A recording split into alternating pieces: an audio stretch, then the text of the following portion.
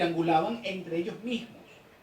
Amigos de BPI TV, retomamos este contacto desde la Asamblea Nacional, desde el edificio administrativo específicamente. En este momento, la Comisión de Contraloría realiza un conversatorio para conocer detalles, recabar información sobre la corrupción en los últimos 20 años. Vamos a escuchar en este momento a Nickmer Evans, representante del chavismo disidente, quien está interviniendo en este ¿Quiénes momento. fueron los países más beneficiados por este tipo de acciones? O objeto de esta triangulación entre las empresas nacionales con la compra o acceso de acciones de empresas afuera para poder triangular y tener el acceso directo a la divisa. Países como Ecuador, países como Bolivia, países como Nicaragua, que eran en el marco del ALBA tenían aún más beneficios y no solamente accedían a la posibilidad de la asignación de las divisas a través de CADIVI o de la asignación de los recursos por el SIDME, sino además también a través del Sucre. Entonces, la posibilidad de triangular o de generar el partnet de la empresa nacional afuera era prácticamente construido a través de una red o de un entramado de accionistas que respondían directamente a la empresa nacional. Y aquí también hay que dejar claro que hay una complicidad bancaria.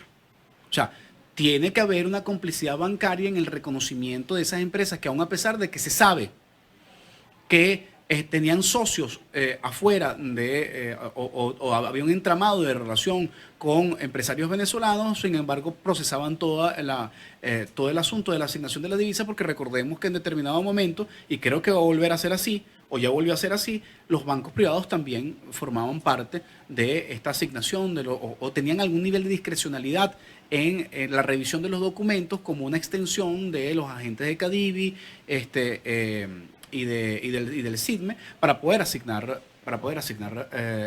las divisas para la importación. Entonces, las consecuencias de la corrupción que se generalizó como consecuencia del control de cambio fue un fenómeno generalizado. O sea, al punto que no solamente eran los empresarios. O sea, aquí el gobierno de Chávez y la continuidad del gobierno de Maduro generó el hecho de que prácticamente todos los venezolanos fuéramos cómplices del desfalco a la nación.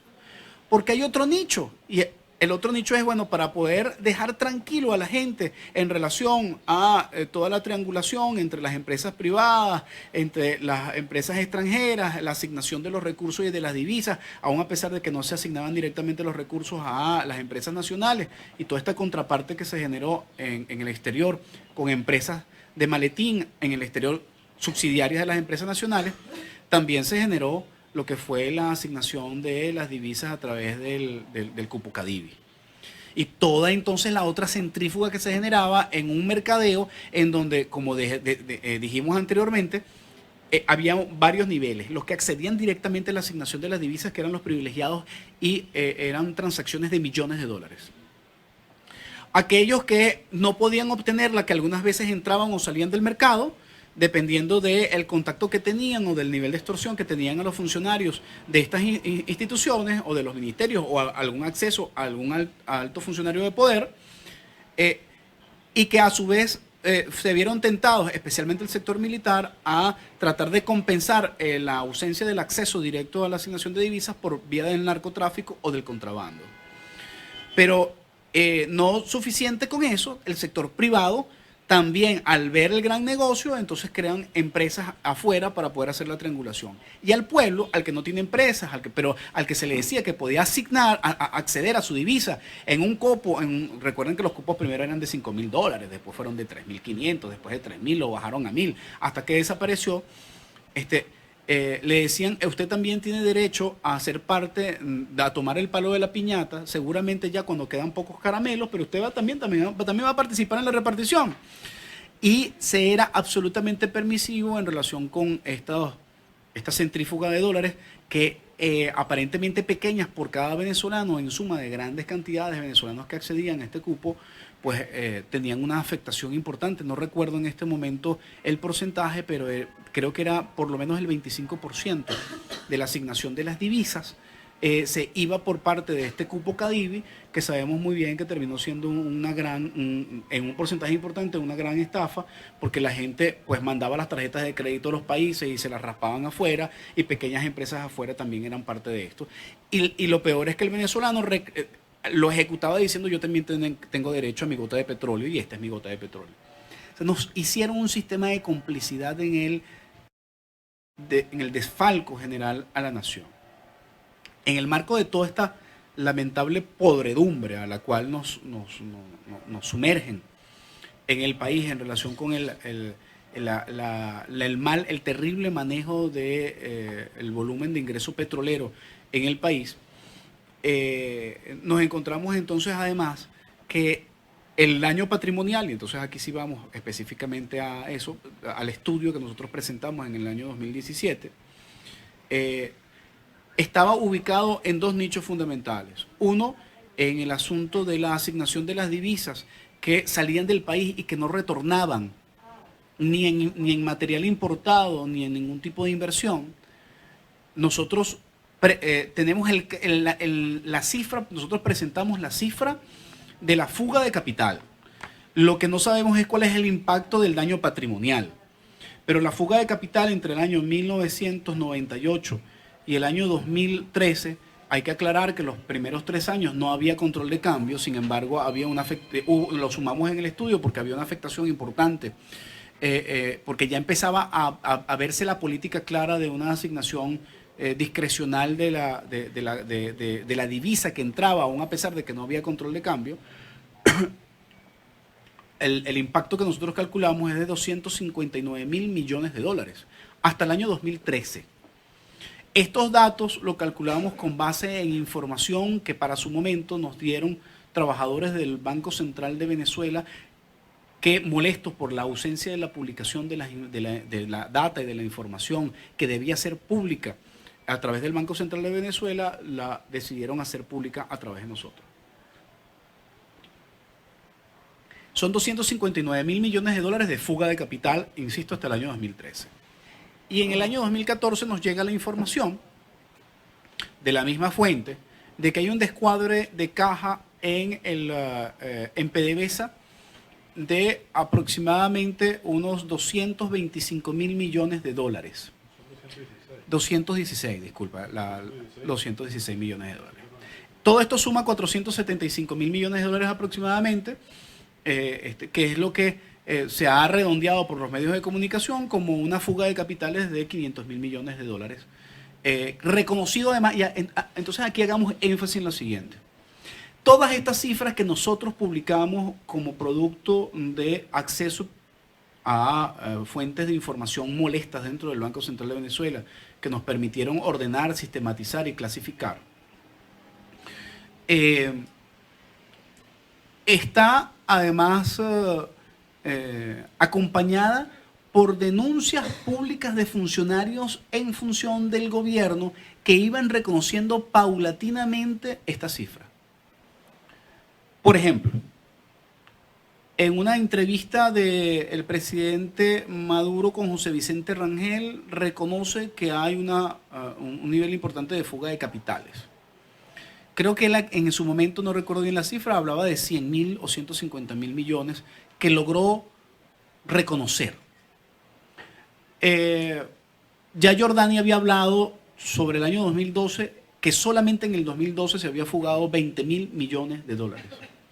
La presidenta del Banco Central de Venezuela en su momento, Aimé Betancourt, también hace una réplica en relación con la denuncia de la fuga de capitales para ese mismo año. Y de manera más reciente, el exministro de Comercio, el constituyentista Farías, hace un reconocimiento en un Twitter de una fuga de capitales por 300.000 millones de dólares. Eso fue hace ya poco más de un año, 2 años diría yo, hace 2 años. Reconoce públicamente como una cosa supina, como una cosa, bueno, se han fugado 300.000 millones de dólares. No se preocupen, que eso lo recuperamos en algún momento. Una cosa así, ¿no? Vulgar, o sea, para que tengamos una magnitud, porque es que es difícil tratar de suponer esos montos en la realidad. Nosotros en el año 2012, el presupuesto más alto a nivel nacional, por consecuencia de ingresos de divisas que hemos tenido en toda la historia presupuestaria del país, fue en el año 2012, en donde ingresaron 56.000 millones de dólares. O sea, tuvimos un presupuesto de 56.000 millones de dólares. Claro, fue un año en donde el reconocimiento del gasto público por parte del gobierno fue absolutamente despampanante, al punto de que el mismo ministro Giordani, después de ser desincorporado del cargo y cuando escribe un comunicado a los 2 días, publicado en algunos medios de comunicación digital, hace el análisis de la situación del año 2012 y reconoce haberle dicho al presidente Chávez que el gasto público del 2012 va a ser difícil de poder recuperar porque fue un exceso de gasto público. Recordemos que ese fue el año de la última elección de Chávez como presidente de la República.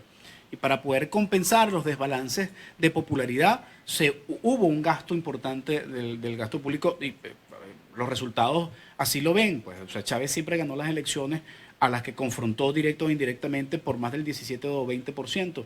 En estas elecciones gana por el 10%. O sea, hubo una disminución de la popularidad y ellos advertían que sabían que había una disminución de la popularidad y que debían reforzar con un mayor gasto público. Esto, por supuesto, descuadró las cifras en relación a la capacidad de ahorro del país.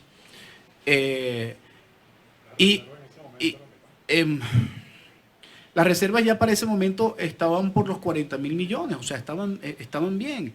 Empiezan a dilapidarse posteriormente, como consecuencia del hecho de que ya no tenían ingreso corriente y tenían entonces que empezar a dilapidar las reservas.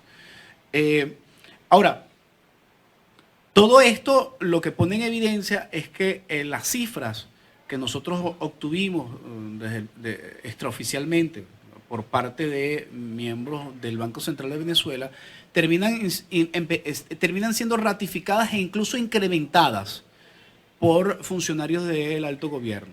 Insisto, Farías dijo 300.000 millones de dólares y nuestro cálculo al 2013 eran 259.000 millones de dólares. O sea, que para el momento que lo dijo ya se habían incrementado 50.000 millones más de la fuga de capitales. Que reconozcan ellos, que además es importante poner el énfasis, que lo reconocen. Imagínense ustedes lo que no reconocen. Todavía nadie ha reconocido lo de PDVSA públicamente, pero creo que los hechos hablan más que las palabras.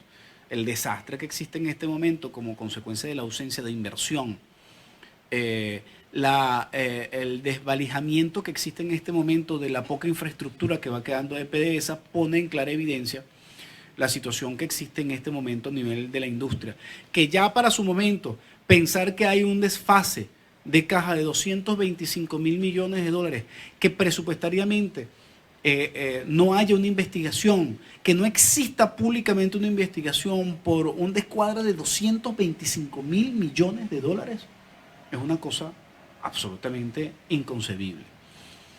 500.000 millones de dólares es el presupuesto de 9 años, o sea, es como que todos los venezolanos decidiéramos no trabajar ni producir más.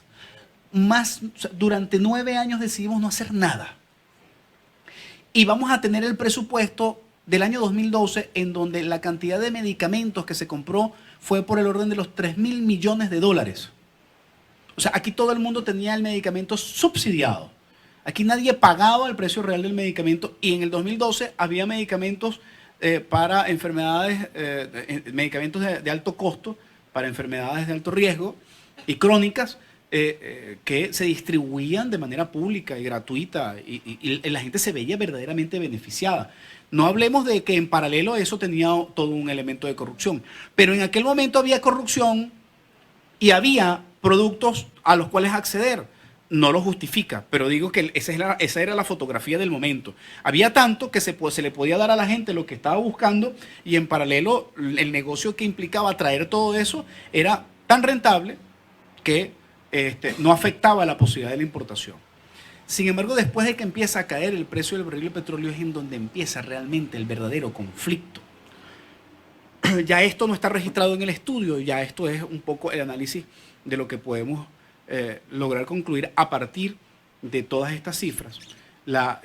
Todo el sistema de gobierno que absorbe Maduro y que se sustenta por 1 año y medio más en el mismo precio de barril de petróleo, porque, ojo, hay que tomar en cuenta que Maduro recibió el barril de petróleo en las mismas alturas en las que lo mantuvo Chávez en su último periodo.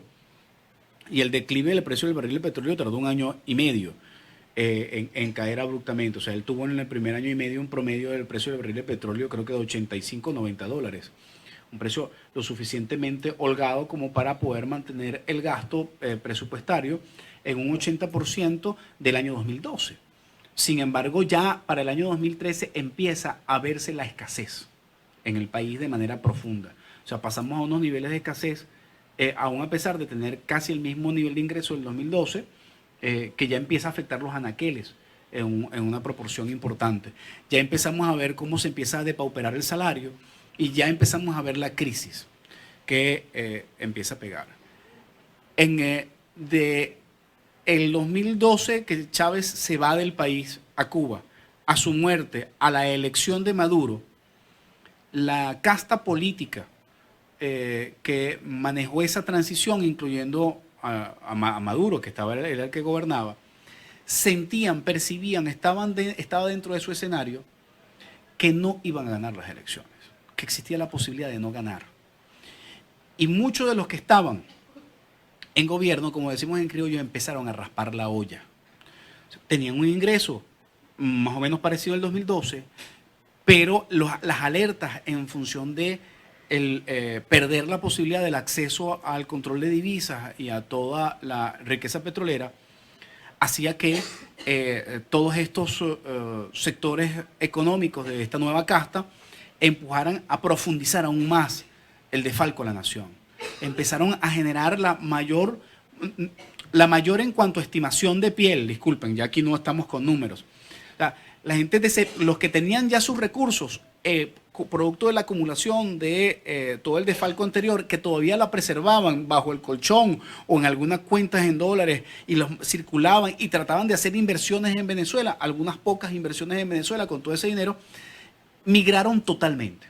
O sea, se fue todo, rasparon la olla y estaban viendo cómo terminar de raspar la olla. Cuando Maduro gana, podemos decir que algunos sectores cuestionan el resultado. Yo creo que ganó exactamente como ganó, en un margen demasiado estrecho. Creo que después, hasta el 2015 los resultados electorales eran resultados electorales creíbles. Al ganar Maduro la elección y sorprenderse del resultado electoral y decir, bueno, vamos a tener que a tener que estar montados en este burro y arrearlo, empieza la desesperación por el gobierno de tratar de decirle a aquellos que habían ya raspado la uña con la anuencia de ellos de que volvieran a traer los recursos para poder estabilizar la economía. Muchos decidieron no traerlos. O sea, aquí hubo fuga de capital controlada por el gobierno. O sea, hubo una intencionalidad en determinados momentos de generar fuga de capitales porque eran sus capitales. Porque eran sus capitales y políticamente se ponían en riesgo si no lo sacaban. Algunos, la justificación es que la revolución debe continuar y si perdemos una elección necesitamos recursos afuera para financiar lo que es la vuelta del proceso revolucionario del país.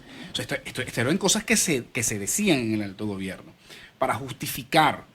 Habían otros que no decían nada, que eso eran sus reales. O sea, el comportamiento del mejor capitalista especulador financiero. Pues, estos son mis reales, yo los acumulé, yo los saco y para regresarlos tendré que gobernar yo. Entonces, la última etapa de saqueo del país fue tan brutal que ya fue prácticamente inviable poder restablecer el ordenamiento económico que mantenía Chávez. Y uno de los retos que se le presenta a Maduro es la necesidad de ver cómo esa protección que se tenía en determinado momento con el gobierno de Chávez, de poder fluctuar los capitales, sacarlos, meterlos. Muchos operadores, uno de los centros fundamentales de operación del manejo de las divisas era la Tesorería Nacional. Los subtesoreros, sería interesante para esta comisión que esta comisión investigara en dónde están en este momento todos los subtesoreros del gobierno de Maduro, de Chávez, y los que han pasado por el gobierno de Maduro. ¿Por qué el subtesorero y no el tesorero? Ojo, a los tesoreros también hay que investigarlo. Porque el subtesorero es el que firma las órdenes de pago. El tesorero es la figura, la responsabilidad jurídica pesa sobre el tesorero, pero el subtesorero es el que firma. Aquí hubo casos, aquí caigo un poco más en el nivel anecdótico, de subtesoreros que en función todavía de ser subtesoreros, ya después de un año habían acumulado tanto que estaban deseosos y hacían cosas para que los sustituyeran, para que los sacaran del cargo, para poder seguir a disfrutar del dinero. Y le decían a otros que asumían como cómplices, es que, ¿qué quieres? Es que no hay yo qué hacer con el dinero. O sea, el nivel tan abrupto de comportamiento y de deformación, bueno, llega al punto de que pues tenemos a un tesorero afuera, dueño de Aras, es totalmente público, el señor Andrade, que él nunca podrá comprobar cuánto trabajó para poder tener las propiedades que tiene en los Estados Unidos. Sería importantísimo además también que el gobierno de los Estados Unidos le metiera el ojo a personalidades como esta, que son públicas y notoriamente hijos del desfalco de la nación, ¿no? Esto por decir alguno de los casos. Ya ha habido muchos casos que se han filtrado a la opinión pública y que son públicos y notorios. Protectorados de actores políticos en el exterior que para poderse financiar consiguieron operadores financieros, como en el caso de Colombia, y la señora Piedad Córdoba y su relación con SAT, que es el que facilitaba los procesos de importación de las cajas del CLAP. Y hoy en día la sustitución de todos los procesos de importación de Cadivi, que cada vez son más restringidos como consecuencia del hecho de que ya no existe tanta divisa, y la política del gobierno de Maduro es ir de manera definitiva a una sustitución abrupta del control de cambio para la mayoría de la población. No es desaparecer el control de cambio. El control de cambio va a quedar para seguir nutriendo a su sector más cercano, pero ya lo estamos viviendo. Aquí en Venezuela estamos comprando cosas más caras que afuera, en el equivalente a dólares. ¿Por qué? Bueno, porque no se permite generar grandes importaciones, sino que son importaciones al menudeo que se generan a través de empresas courier, y tú compras al